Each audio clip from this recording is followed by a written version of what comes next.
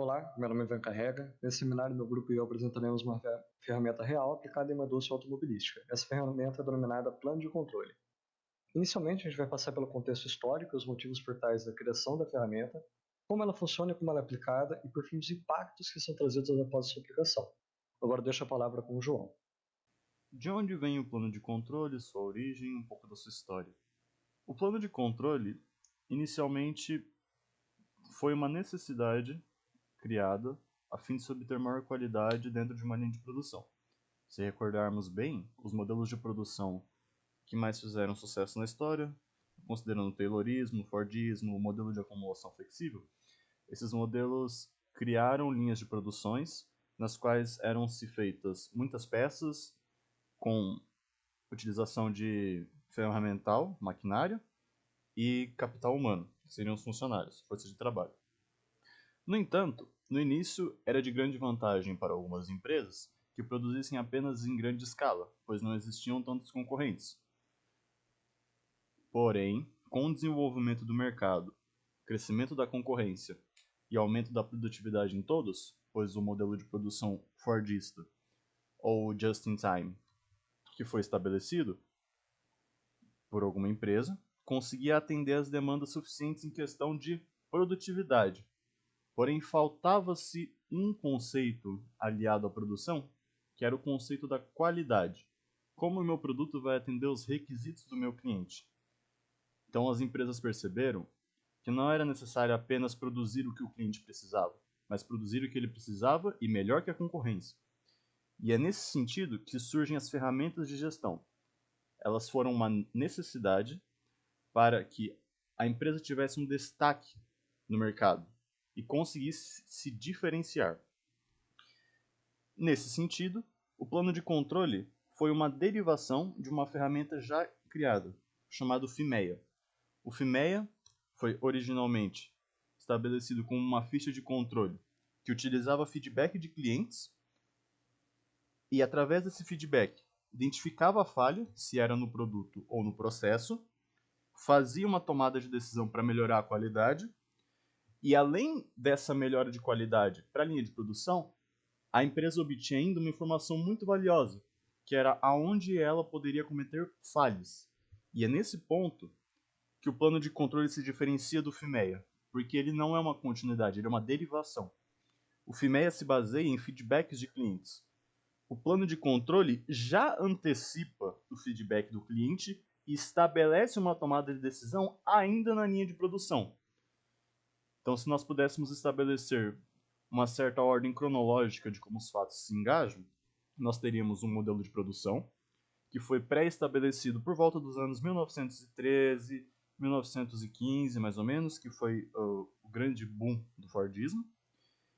E com as linhas de produção em massa, obteve-se a necessidade de trazer qualidade em grande quantidade. Essa foi a grande virada na história da indústria. Quando você tem que produzir muito e todos produzem muito. Então, como eu me destaco? Como eu faço o cliente final optar pelo meu produto e não pelo produto do concorrente? Então, surgiu a derivação do FIMEA com um outro fator que são as técnicas de controle. As técnicas de controle são uma maneira encontrada pelas empresas de criar uma inspeção na linha de produção, seja ela por controle estatístico, inspeção manual, Poka-Yoke, que é um controle computacional que evita falhas, a gente chama até um modelo à prova de falhas, porque o computador ou ele aprova ou não aprova, é um sistema binário. E por último, o grande interessante do plano de controle é que a sua origem a partir de uma ferramenta de gestão trouxe não só mais clientes para a empresa e mais qualidade, mas também mais lucro. Então, nesse ponto da história, nós percebemos o seguinte: investir em qualidade não é investir apenas na forma como a sua empresa é vista pelos clientes, mas obter novos resultados para a corporação. Então, todos esses fatores vão culminar no geramento do plano de controle, que é uma ferramenta poderosíssima de gestão, principalmente no ramo de setores que tem uma linha de produção muito grande. Na sequência, Luiz irá descrever as características do plano de controle.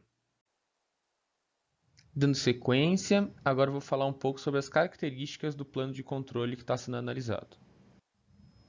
A primeira delas é sobre o cabeçalho. A função do cabeçalho dentro do nosso plano de controle é identificar qual é a peça ou processo que está sendo trabalhado, o nome específico dela e uma breve descrição, para quem é destinado esse controle, quem realiza esse controle, quem aprovou esse controle, quando ele foi feito e, se necessário, quando ele deve ser ou foi revisado.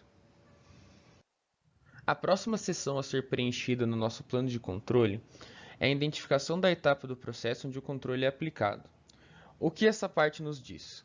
Ela deve ser preenchida com o número da peça ou do processo a ser analisado, o nome do processo que está sendo analisado ou da peça que está sendo analisada, e por fim, na terceira coluna, deve ser colocado como esse processo vai ser feito, seja ele manualmente, com o auxílio de máquinas ou por terceiros.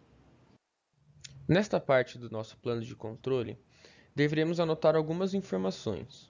A primeira dela corresponde ao número do processo que será utilizado para que seja feita a averiguação de uma possível desconformidade.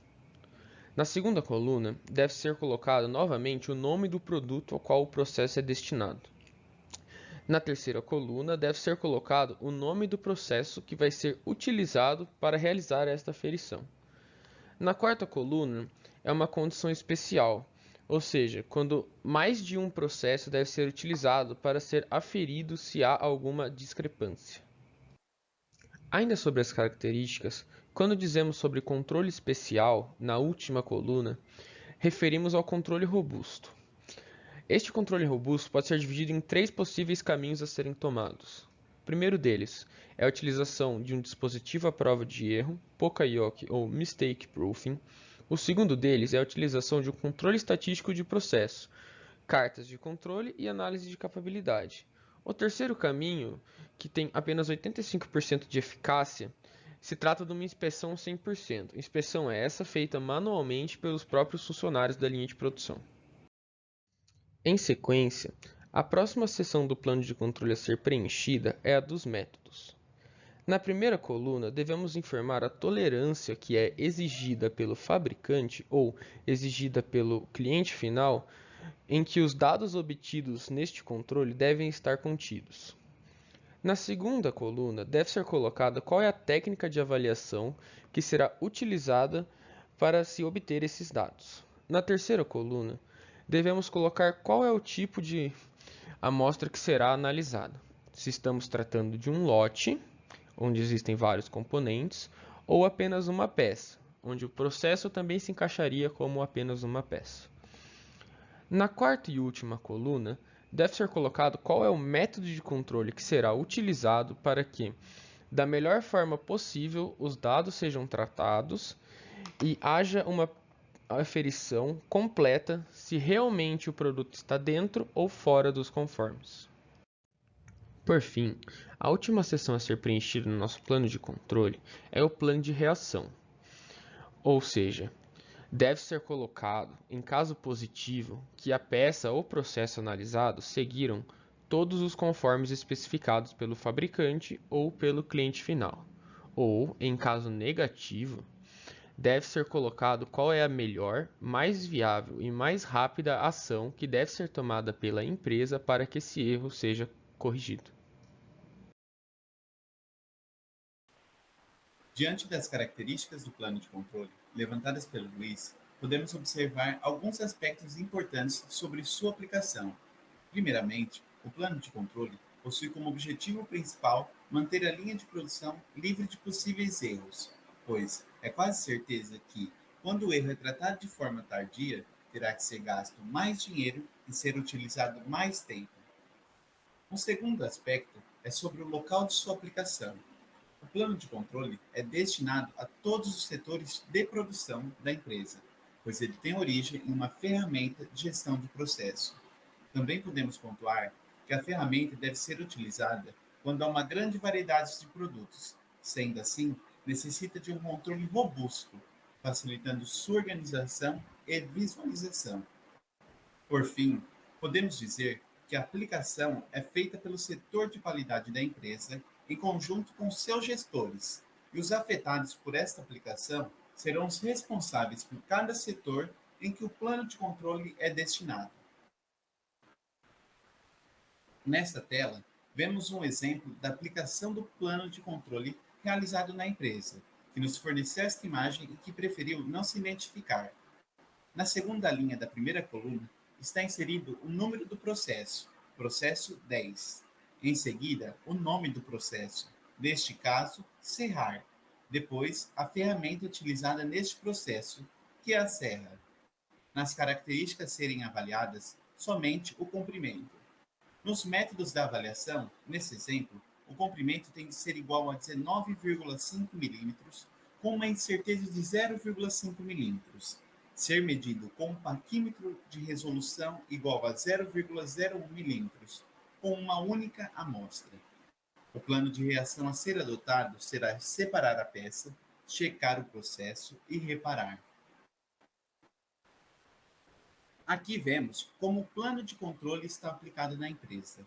É necessário que haja uma coerência no desenvolvimento dos sistemas de gestão da qualidade. No nosso caso, o sistema começa com o desenvolvimento de um fluxograma de processo. Em seguida, é feita uma tabela PFMEA. E após esta tabela, o plano de controle em si, que também não é o último passo, sendo sucedido ainda pelas folhas de controle.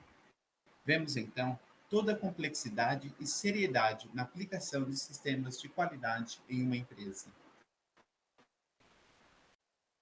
Então, quais são os impactos do plano de controle? Quando a gente pergunta sobre os impactos, a gente quer saber quais são os benefícios que a implementação dessa ferramenta trouxe para a empresa. Inicialmente, temos uma eficiência na escala produtiva.